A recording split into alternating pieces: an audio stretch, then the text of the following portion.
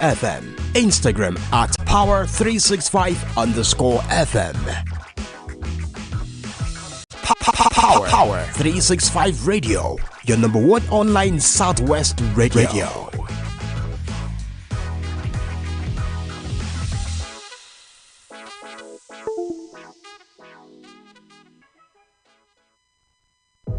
Tune in for the rhythms that make you feel alive.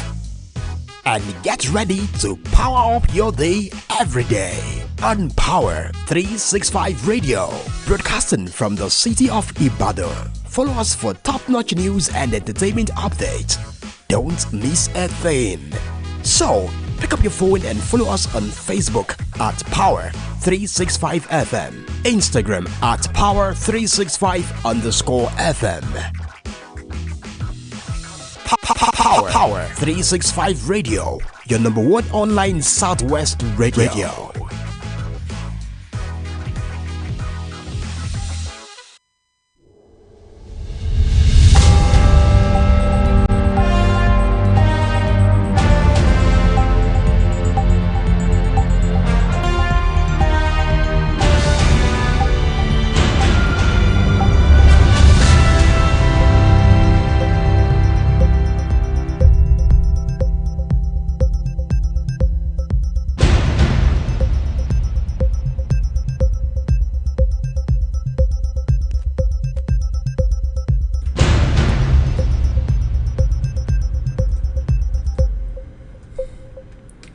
Good morning and welcome to yet another interesting edition of Newspaper Review on Power 365 FM, your number one online radio. Wherever you may be listening to the sound of my voice, this is a Bida or Miracle Oluwadamilola. This morning I have the Punch newspaper with me. I'll be reading headlines one after the other before we go into the news and details this morning. Please stay tuned and do to follow us on all our social media and also on Facebook at Power FM Live, on YouTube at Power 365 FM, and on TikTok at Power 365 Online Radio, where to watch us and listen to us live and direct. Okay, first let's run through the headlines.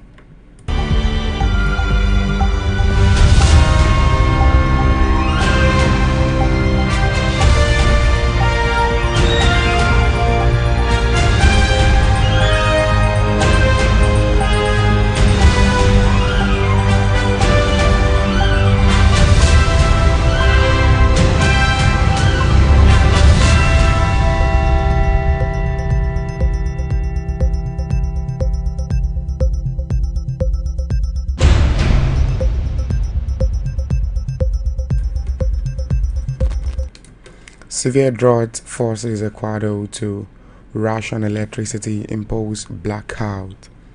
Lagos justifies boarding fee hike for student warfare. NLC Abu-led NWC dismisses new LP faction. Why I mandated my commission to join social clubs. That's coming from Fashola.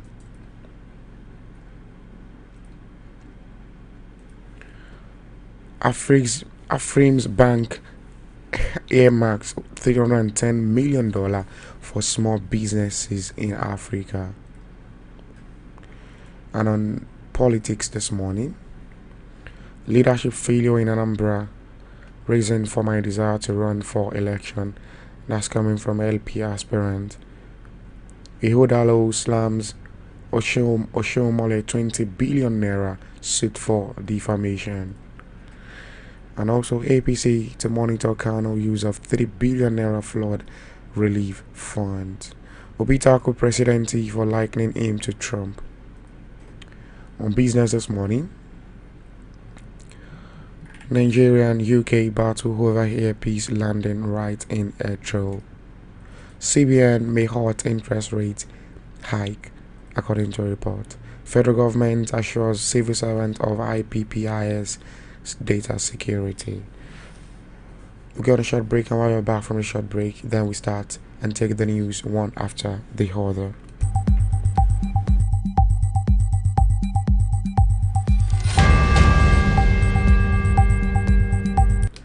Severe drought forces Ecuador to ration electricity, imposes blackout.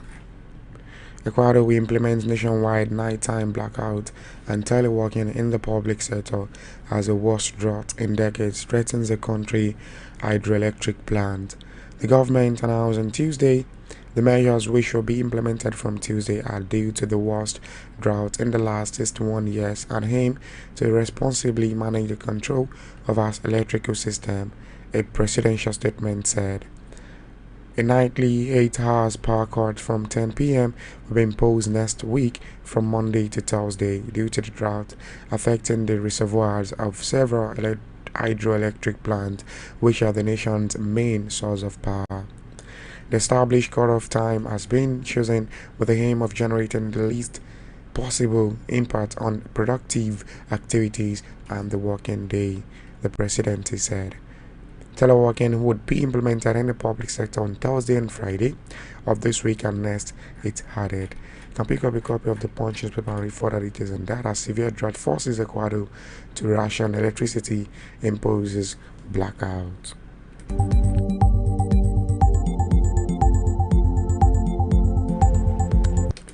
Why I mandated my commissioners to join social clubs. That's coming from Fashola. Former Lagos State Governor Babatunde Fashola has revealed that during his tenure from 2007 to 2015, he required his aides and commissioner to join social clubs across the state. This mandate, Fashola explained, was aimed at ensuring that government policies and activities were more accessible and better understood by the public. During our administration, I mandated my aide commissioner to join social club in Lagos so that we could gain insight and educate people about government policies wherever discussions were taking place, Fashola said. Fashola, who also served as a former minister and is a matron of the Eco Club, shared these insights during the club's 50th anniversary lecture last Wednesday. The lecture was titled The Role of Social Clubs in Social Engineering. The ex-governor emphasized the importance of common interest as a key pillar of social clubs and urged Eco Club to reinvigorate its focus on sporting activities. Fashola noted that sport is a highly significant yet underutilized source of employment, especially in an environment grappling with high youth unemployment.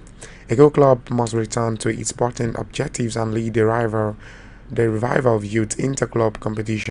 We cannot rely solely on government efforts for the success of our athletes at international sport events, he said.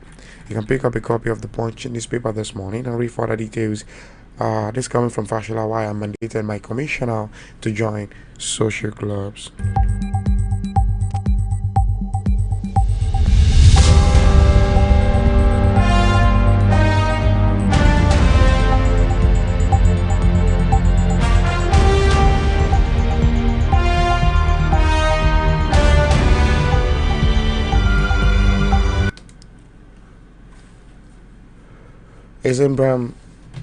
Afrexim Bank earned $310 million for small businesses in Africa. The managing director, Export Development African Export-Import Bank, Olurotimi Doherty, has restated the commitment of the bank to support agribusinesses in Africa, given its potential and contribution to the economy in the continent. Doherty said that from the initial $148 million given to its partnering bank to support SME growth in Africa, the bank is equally planning to scale this support to $310 million before the year runs out. She said the growing population of Africans in the diaspora of recent has also led to increased demand in African agricultural products, which many believe are better than the ones from the West, saying that the export of African agricultural products has continued to be very lucrative businesses.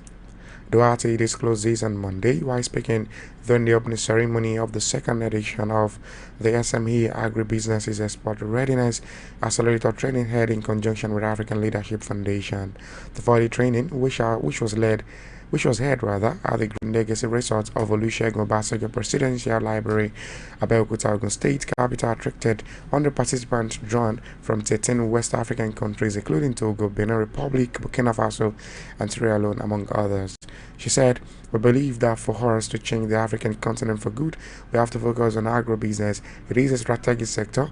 It is the center of strong potential for the development of SMEs to harvest export value chain." You can pick up a copy of the Punch newspaper and read further details on that, as Afrexim Bank earmarked $310 million for small business in Africa.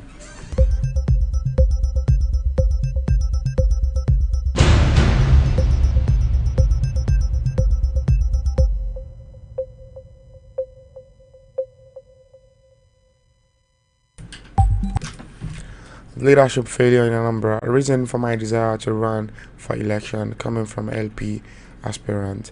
An Anambra state-born businessman, Bat Onwibi, has declared his intention to run for the state governorship election in 2025 on the platform of the Labour Party. Onwibi made the declaration on Sunday when he addressed political stakeholders in Anambra Central Senatorial District in Akwa Etiti, dimly South local government areas. He said he desired to address the leadership failure in the state, adding that Anambra needs a humble leader who listens to his people and not an all-knowing individual who would not pay attention to the feelings of the masses. He said, "I want to tell you that I am running for Anambra governorship and I want to support. There is a need for us to reorganize our society. We need security here. Our youth cannot live and work here because there are no jobs. If my brother, the governor, is doing well, I would not have as expected so much, but unfortunately, we are seeing so little." You can pick up a copy of the Punch newspaper and read further details on that, as leadership failure in Anambra, reason for my desire to run for election, coming from LP aspirant.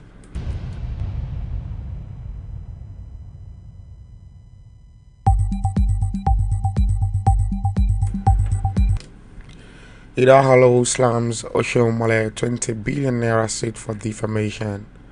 The candidate of the People's Democratic Party in the September 21st governorship election in Edo State, Asue Ihodalo, has filed a 20 billion naira defamatory suit against Senator Adams Oshomole over comment on the planned well scam.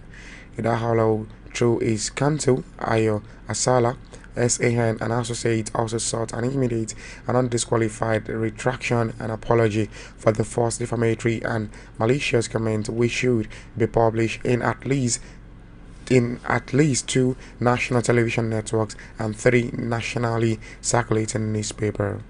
The PDP candidate noted that the allegation by Oshomole are baseless, false, and malicious, describing them as another of such defamatory fabrications and statements made by a senator representing Edo North Senatorial District in the recent past. You can pick up a copy of the Punch newspaper for the details on that, as Ida Hollow slams Oshomole 20 billion naira suit for defamation.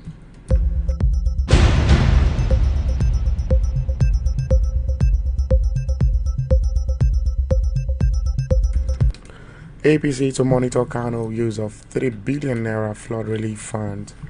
Our Progressive Congress in Kano State and Sunday said it will closely monitor the state government's use of 3 billion flood relief fund provided by the federal government. The party's chairman Abdullahi Abbas, who disclosed this on Sunday, stressed that the APC is committed to ensuring transparency and accountability in the fund's utilization, while expressing concern about the potential diversion of the federal government's 3 billion naira relief fund. Abbas, who recalled the previous misuse of palliative, highlighted the importance of the using of the funds for their intended purpose to benefit the people. To oversee the distribution of palliative, a committee led by Deputy Senate President Barau Jibrin has been constituted. Abbas assured that the APC will work to prevent any repeat of past incidents where funds were misappropriately, and emphasized the party's dedication to safeguarding the fund against political misuse. Can pick up a copy of the Punch newspaper for further details on that, as APC to monitor as ABC to monitor the 3 billion naira federal government relief fund for flood.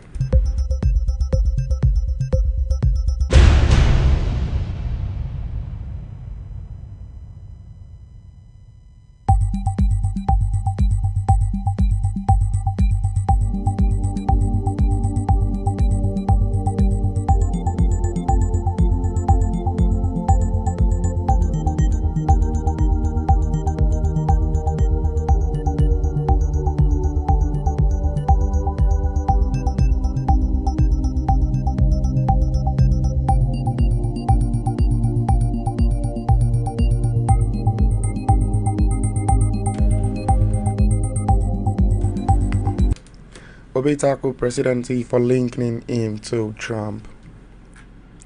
The presidential candidate of the Labour Party in 2023 election, Mr. Peter Obi, has tackled the present administration's recent effort to discredit him by linking him to a former United States President, Donald Trump, saying it is a glaring sign of the weakness of the government. Obi, who spoke through his media office in a statement titled, "Why Desperate to Be Truth Traducers Are Kissing the Dust," signed by the spokesperson Ibrahim Umar in Abuja on Sunday, also said the move by the incumbent reflects their crassness and inability to discern the realities, especially the pain and pranks their actions and policies have foisted on the nation in the past year. According to him, desperate propagandists, along with their presidential enablers, were indulging in a distortion of fact, all in a bid to destroy his impeccable image. The statement added, "For these traducers, it would be a huge mission for a day to pass without finding something to negatively link or be within the media space. If he and his family members are not being arrested, imaginarily a kit being flown to test waters. He is being wickedly accused of sponsoring violence or twisting his public appearance in a manner to suit the dubious motive." You can pick up a copy of the Punch newspaper for the details on that, as Obi tackles presidency for linking him to Trump.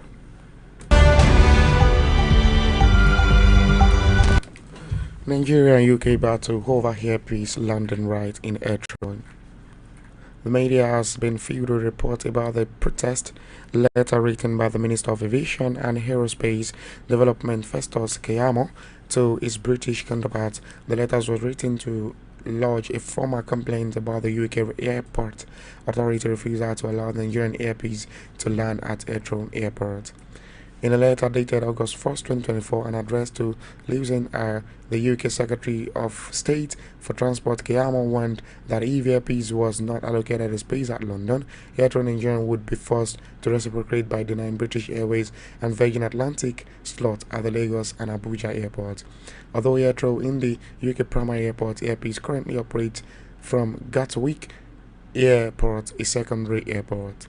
The UK's Heathrow Airport could be compared to Nigerian Murtala Mohammed Airport, Lagos, and Nnamdi Azikiwe Airport and Gatwick Airport, UK, may be linked to the Enugu International Airport. Effort by the airpiece to get a slot at Heathrow, which is closely to the heart of London, has been unsuccessful as far as the report I have with me. Meanwhile, Nigeria and the United Kingdom are both parties to a bilateral aviation safety agreement, an agreement that provides for civil aviation certification to be shared between the two countries. This agreement is called the Bilateral Aviation Safety Agreement. You can pick up a copy of the Punch and further details on that, as Nigeria and UK over airpiece London right battles over AFP's London right in Heathrow. And finally, a newspaper review this morning. CBN may halt interest rate hike. Nigerian annual inflation rate fell to a 6-month low in August, offering the Central Bank of Nigeria a window to halt an unprecedented tightening cycle when they meet next week, according to Bloomberg. Consumer prices rose 32.2% from 33.4% in July. The National Bureau of Statistics said in a statement published on its website on Monday that matched the median estimate of 9 economies in Bloomberg's survey. The reading impact on prices of currency devaluation and temporary removal of subsidies instituted a year ago contributed to the slowdown.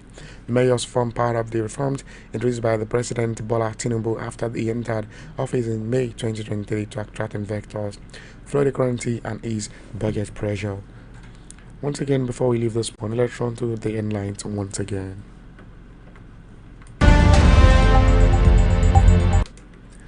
Nigeria and UK battle over hairpiece landing right in April. CBN may halt interest rate hike. Federal government assures civil servant of IPPIS data security. Ways to cut expenses during economic crisis. And NERC orders Discos to procure 398 MW embedded power. Tinubu promised efficient identity system as INN registration hits 110 million. Thank you so very much for joining us on Newspaper Review. Do well to join us again tomorrow for another edition of Newspaper Review. Up next, it is Newspaper Review Yoruba version titled Latini Wearing. Till we meet up again, my name is Abida from Miracle Oluwadami Lola. Have yourself a fantastic and productive day ahead.